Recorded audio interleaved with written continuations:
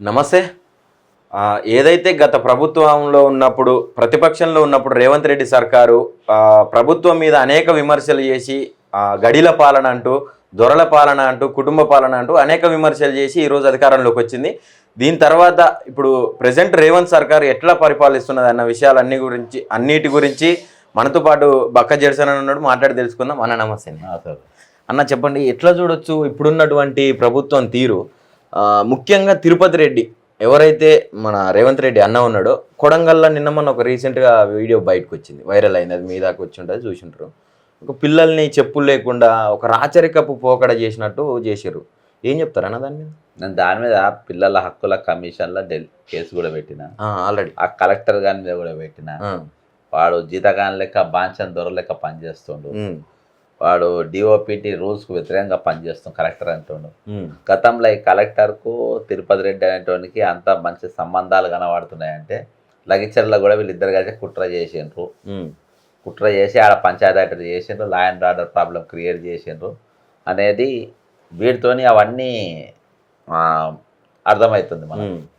కాబట్టి ఈరోజు పిల్ల జమీందారు లెక్క ఈయన ఫీల్ అవుతాడు.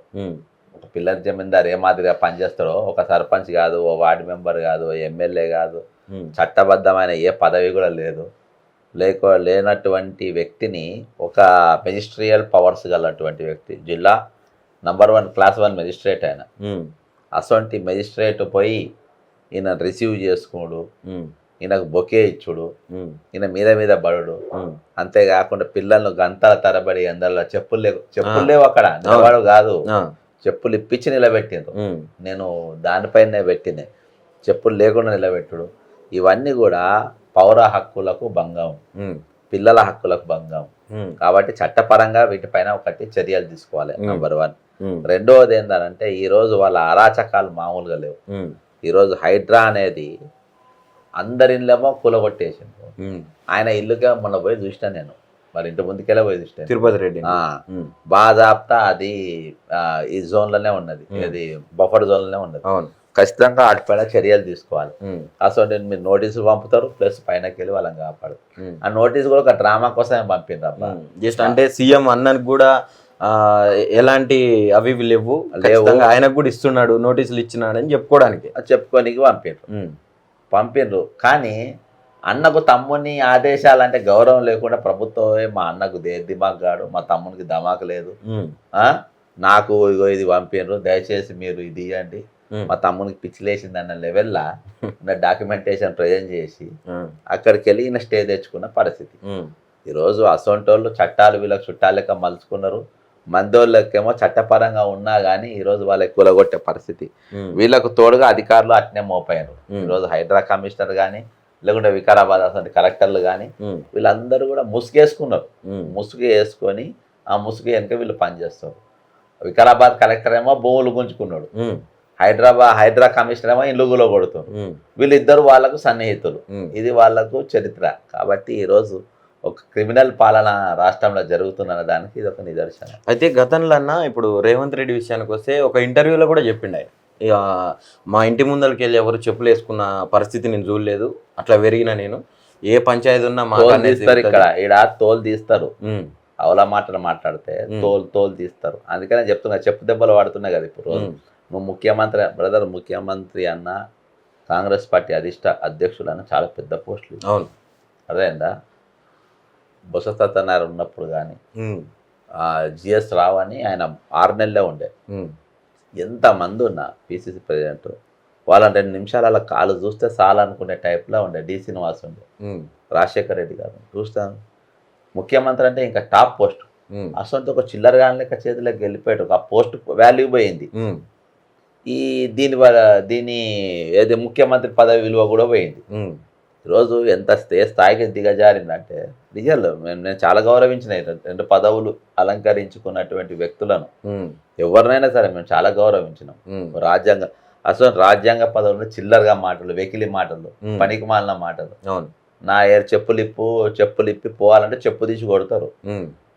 నా సొంతం చెప్పులిప్పి నా ముందు నడమంటే చెప్పు తీసి కొడతా నేను అక్కడనే. వాడు ఎవడైనా సరే, రేవంత్ రెడ్డి గారైనా సరే, రేవంత్ రెడ్డి గారు అన్న అయినా సరే, అర్థమైందా? కాబట్టి ఈరోజు మనం ఒక ఆ, ఏది వెల్ సివిలైజ్డ్ సొసైటీలో మనం ఉన్నాము, ఆ, నాగరిక ప్రపంచంలో మనం ఉన్నాము, నాగరికత ఉన్న ఆలోచన దొరలి నడుస్తున్న పరిస్థితిలో మనం ఉన్నాము, ఉమ్, 21వ శతాబ్దం దాటుతున్న పరిస్థితిలో మనం ఉన్నాం. ఉమ్, ఈరోజు మనిషి అంతరిక్షంలోకి వెళ్ళి అంతరిక్షాన్ని శాసించే స్థాయికి ఈరోజు మనిషి ఎదిగిండు. ఉమ్, కాబట్టి ఎదిగినట్టుగా మాట్లాడలే కానీ నువ్వు ఇంకా చిల్లరగాని లెక్క పనికి మా చిల్లరగాని అంటారు రిసోర్ట్ వాళ్ళు. ఉమ్, నువ్వు అమెరికా పోతున్నావు, నీ కుక్కలు కూడా దేకాయి అక్కడ, ఉమ్, కుక్కలు కూడా దేకాయి. నువ్వు ఇక్కడికి వెళ్ళి 10 మందిని తీసుకుపోవాలి, ఉమ్, ఆడ 10 మందిని బోకియాలి. ఈ తెలంగాణ వాళ్ళు, ఆ తెలుగు వాళ్ళు, లేకుంటే నీ ఆంధ్ర చంద్రబాబు నాయుడు చెంచాలు వీళ్ళు కలిసి మిమ్మల్ని రిసీవ్ చేసుకోవాలి, ఉమ్, మీరు అందరు ఇది చేసుకోవాలి. మీకు అటువంటి పరిస్థితి మీకు. ఉమ్, అక్కడ పోతే ఎందుకు విలువ ఇయ్యరా అంటే అక్కడ అందరు సమానం కాబట్టి. ఉమ్, అక్కడ చట్టాలు సమానంగా ఉంటే అన్ని సమానం. మన దౌర్భాగ్యం ఏంటంటే ఇక్కడ విఐపి కల్చర్ ఎక్కువ. ఉమ్, భగవంతుని దేవుని దగ్గరికి వెళ్ళి మొదలు పెట్టి విఐపి దర్శనాలు అని చెప్పి అవును, గల్లీలు ఉన్న గుడిల దాకా అన్ని విఐపిలే. ఉమ్, ఎక్కడ పోయినా ఈ విఐపి కల్చర్ వరకు మీరు బతుకుతున్నారు, మీ అనుకున్న స్థాయికి ఇట్లా పోతున్నాయి. మా సొంటలో పదవులు వచ్చిన రోజు అది అందరు సమానాలే, అందరు రాజ్యాంగం ముందు అందరు ఒకటే అనే స్థాయిలో తీసుకొచ్చే ఆలోచన వచ్చేంత వరకు నియాసంటి అవలేగాన్లు వచ్చి కుర్చీలో కూర్చుంటే గట్టే మోపు అవుతాయి. ఉమ్. అంటే గతంలో కూడా చూసినాం, ఇప్పుడు లగచర్ల ఇష్యూ విషయంలో కూడా తిరుపతి రెడ్డి స్వయంగా రైతులకు ఫోన్ చేసి బెదిరించినటువంటి పరిస్థితులు కూడా చూసినాం అన్న మనం.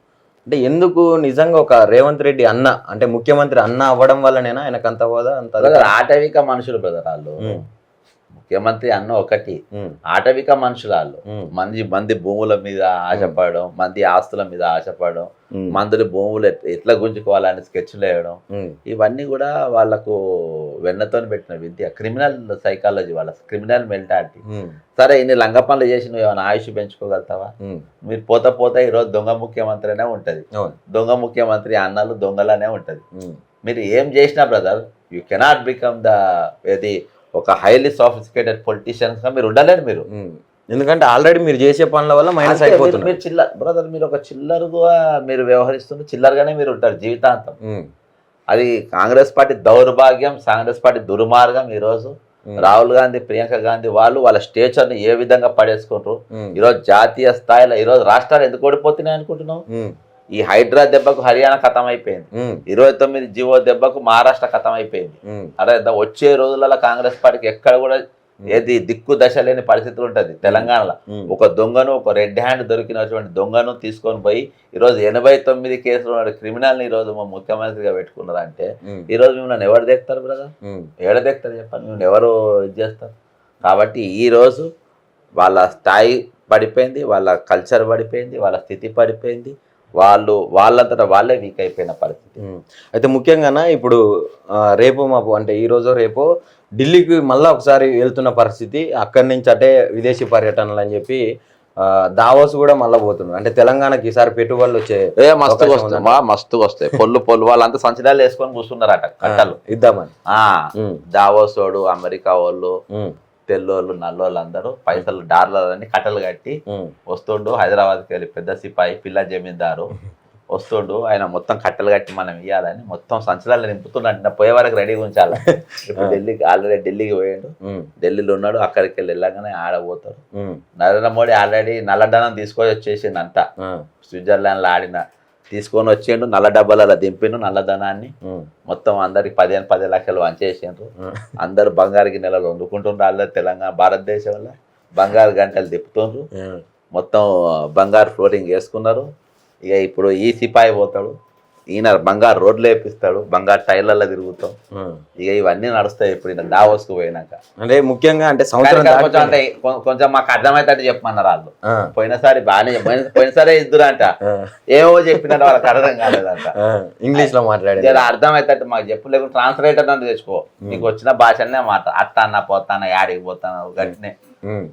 అంటే మన నీకు వచ్చిన భాషలో మాట్లాడు, నీకు వచ్చిన భాషలో మాట్లాడు, ఒక ట్రాన్స్లేటర్ తెచ్చుకో, జర మాకు అర్థమవుతాడు చెప్తే మేము పైసలు అప్పుడే ఇస్తాం, సంచలాలు వేసుకొని పోదువుతి అని చెప్పారు. ప్యాకింగ్లు అయితే అవుతుంది అంట, పోయే వాళ్ళకే పైసలు కట్టలు రెడీ చేసి పెడతారు. అయితే ముఖ్యంగా ఏంటంటారా, అయితే ఇది వాళ్ళు కట్టలు ఇస్తారంట. వచ్చేటప్పుడు రాన్ బోన్ ఖర్చు మాత్రం నువ్వే పెట్టుకో అన్నారు. దానికోసం 10 కోట్లు 12 కోట్లు ఆల్రెడీ జియో అవుతాయిందా. అయితే సంవత్సరం దాటిపోయిందన్న ఆల్రెడీ ఆ, పరిపాలనలోకి వచ్చి ఆ, సంవత్సరం దాటిపోయింది. ఆల్రెడీ ఒకసారి దావోస్ పోయి వచ్చిండు స్టార్టింగ్ లో. అవును. ఇక ఈసారి ఖచ్చితంగా పెట్టుబడుల కోసమే పోయి తిరిగి వస్తాడు, పెట్టుబడులు తీసుకొని వస్తాడు తెలంగాణ కన్నా వార్తలు వినిపిస్తుంది. అవును తెస్తుందంటున్నా కదా. చెక్కులు కాదు, బ్యాంక్ ట్రాన్స్ఫర్ కాదు, డైరెక్ట్ డైరెక్ట్. అంటే ఆయనకు ఈ చెక్కులు ట్రాన్స్ఫర్లు అలవాటు లేదంట, అన్ని కట్టలు కట్టలే అంట. ఆ ఓటుకు నోట్లో చూసినాక కట్టలు కట్టలు తీసి లెక్క చూసినాను వీడియో అది. అట్లా ఇప్పుడు నాకు ఈ చెక్కులు గీకులు పేటిఎం గీటిఎం నాకు పెద్ద వాడరాదు, నేను ఇంగ్లీష్లో జర వీకు. నాకు డైరెక్ట్ క్యాషే కావాలంటే నింపుతున్న కంటైనర్లలో నింపుతారు పోతారు. పెద్ద ఎత్తున ఈరోజు కోట్ల రూపాయలు తెలంగాణ పట్టుకరాబోతున్నారు. ఏడ పడితే అలా కంపెనీలు పెట్టబోతున్నారు. చదువు వచ్చిన కంపెనీ నౌకర్లు వస్తాయి, చదువు రానోనికి నౌకర్లు వస్తాయి.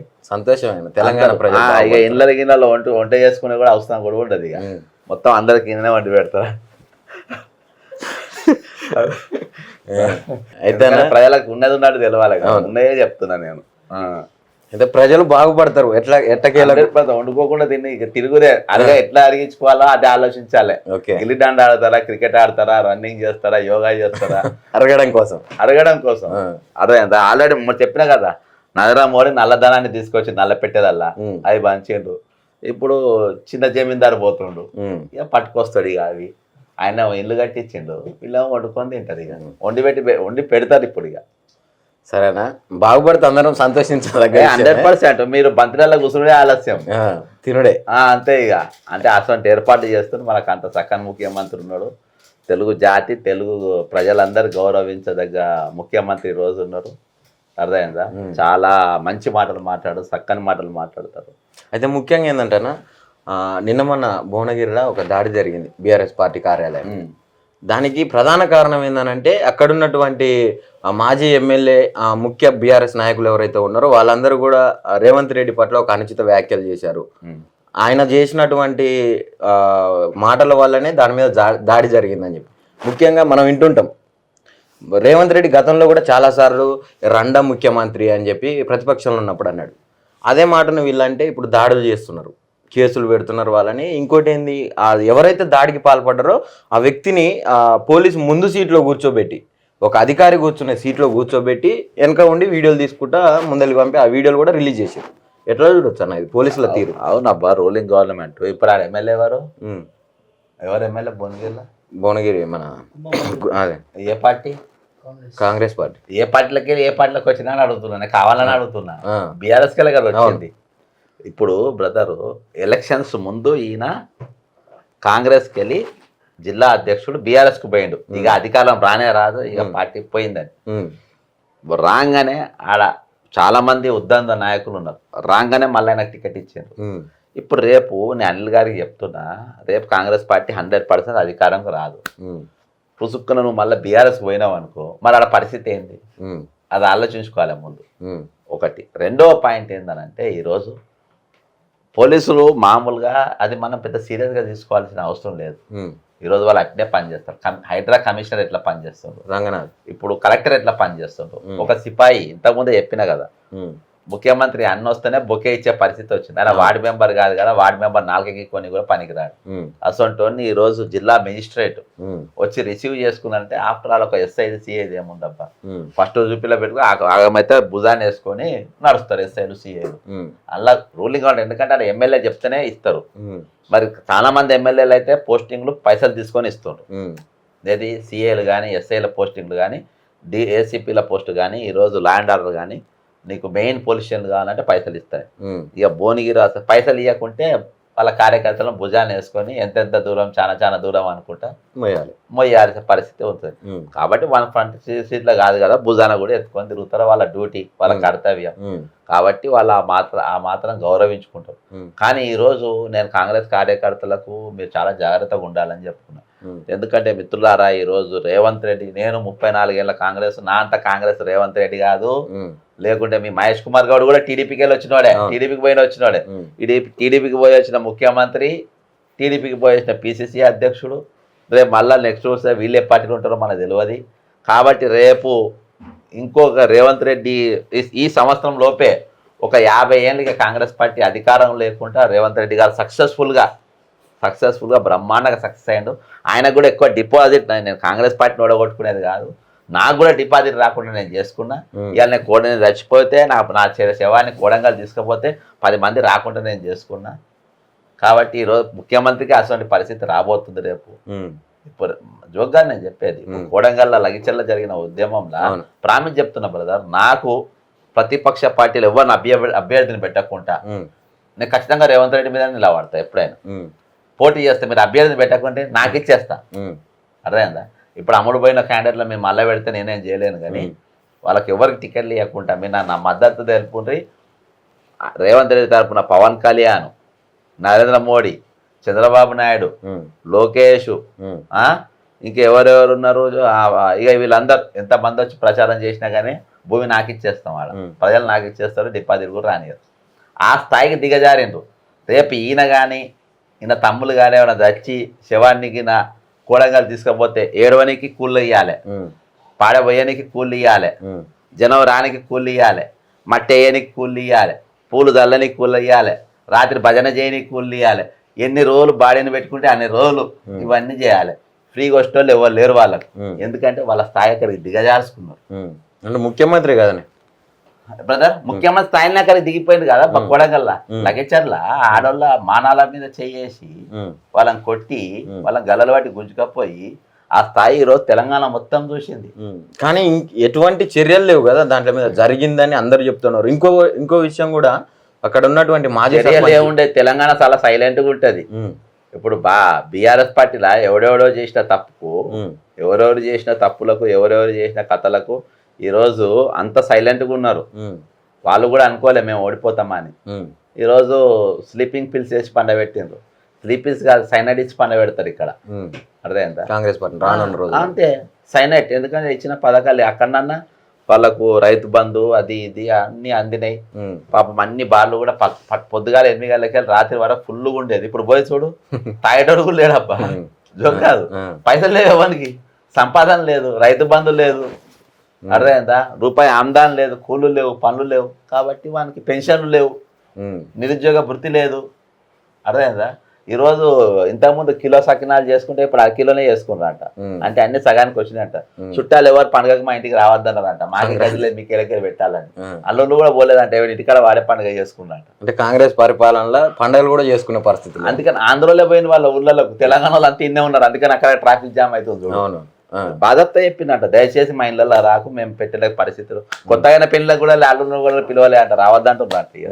ఈ పండుగకి ఎవడు పోలే, ఒకడు వచ్చిందంట. రేవంత్ రెడ్డి అల్లుడు మాత్రం వాళ్ళ ఇంటికి వచ్చి ఉన్నాడంట. ముఖ్యమంత్రిగా ఆడిడ దోసుకొని వచ్చి పెట్టిందంట. అది కానీ పరిస్థితి. వేరే మాత్రం ఈసారి కొత్త అల్లుళ్ళు పోలే, చుట్టపూళ్ళు ఎవరు పండుగలకు ఊళ్ళలో పోలే. అందుకని తెలంగాణ ఫ్రీ బస్సులు వేసినా కానీ ఆడవాళ్ళు ఎవరు ఎక్కాలి, ఎక్కడ ఖాళీలు లేవు. ఫుల్ ఆంధ్ర బస్సులే ఫుల్ అయిపోయినాయి. తెలంగాణ ఊళ్ళల్లో నీకు ఏ బస్ స్టాండ్ కూడా ఫుల్ కాల, నువ్వు చూసుకోను. ఈయన బాజాప్తా ఆయన కొత్తకొండ జాతరల మంత్రి, ట్రాన్స్పోర్ట్ మంత్రి పోయి కింద ధర్నా చేసుడు ఒకటే తక్కువ. ఇక్కడ ఏర్పాట్లు బరాబర్ లేవు, నా ప్రోటోకాల్ బరాబర్ లేదని. అంటే పండుగ లెక్క మాకు వాళ్ళకి ఎవరికి లేనప్పుడు నాకు పండుగ లేదు, నీకెక్కడ పండుగరా అని చెప్పేసి జనం కూడా అనే పరిస్థితి. అదే తెలంగాణ లా అండ్ ఆర్డర్ విషయానికి వస్తే ఏం చెప్తారన్న? ఎట్లా ఉంది తెలంగాణ? అంటే రాష్ట్రంలో కాంగ్రెస్ ఏర్పడిన తర్వాత ఇప్పుడున్న లా అండ్ ఆర్డర్, నిన్న మొన్న కూడా చూసినాం, ఎమ్మెల్యేలు, ఇప్పుడున్న ఎమ్మెల్యేలు, ప్రతిపక్ష ఎమ్మెల్యేలు అనుకో, ఎమ్మెల్యేలను కూడా డైరెక్ట్ కార్లో నొక్కబోయే పరిస్థితి ఉంది. అయినా కూడా కొన్ని విషయాలకు వస్తే, అంటే అధికార విషయాలకు వస్తేనేమో దాన్ని పక్కన పెట్టేస్తారు పూర్తిగా. అధికారికంగా ఆయన సూసైడ్ నోట్ రాసి మరణ వాంగ్మూలంలో వీళ్ళ పేర్లు మెన్షన్ చేసిండు. ఎవరు? మాజీ సర్పంచ్, కొడంగల్ దానికి సంబంధించిన మాజీ సర్పంచ్. అయితే ఆయనకి ఇంతవరకు దాని మీద ఎలాంటి ఇన్వెస్టిగేషన్ కానీ, చర్యలు కానీ ఎలాంటిది ఏం జరగలేదు, ప్రొసీడింగ్స్ ఏం లేవు, ముందలిపోలేదు. ఎట్లా ఉండరు? ఎందుకంటే తెచ్చుకున్న అధికారులు అసంటోళ్ళబ్బా. పోలీసు హోంమంత్రి ఆయనే, అందుకనే హోంమంత్రి ఆయనే పెట్టుకున్నాడు, మున్సిపల్ మంత్రి ఆయనే పెట్టుకున్నాడు. ఎవరు అరెస్ట్ చేయడానికి లేదు, ఎవరిని లోపటేయడానికి లేదు, ఎవరిని పట్టుకునేది లేదు, ఏం లేదు. ఈ రోజు వాళ్ళు ఏది చేస్తో అదే శాసనం, అంతే. ఇక అయితే ఇప్పుడు ఆయన కాడున్న మంత్రి పదవులు అన్ని కూడా ఎందుకు ఇంకా ఆయన కన్నా పెట్టుకుంటున్నారు? అంత బాగా ఎవరు చేయలేరు. అదంటే ఇప్పుడున్న మంత్రులల్లా ఈ శాఖలకు సూటబుల్ అయ్యే మంత్రులు అంటారా? అంత సబ్జెక్ట్ ఉన్న పర్సన్స్ ఎవరు లేరా?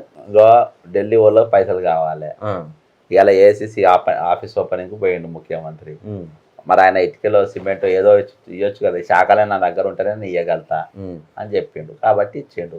నా అంత ఇప్పుడు బ్రదరు 100కు 100 మార్కులు వచ్చిన వానికి డిస్టింక్షన్ బెస్ట్. ఉమ్. ఈయన అట్లా కాదు, 100కు 150 మార్కులు వచ్చినాయి.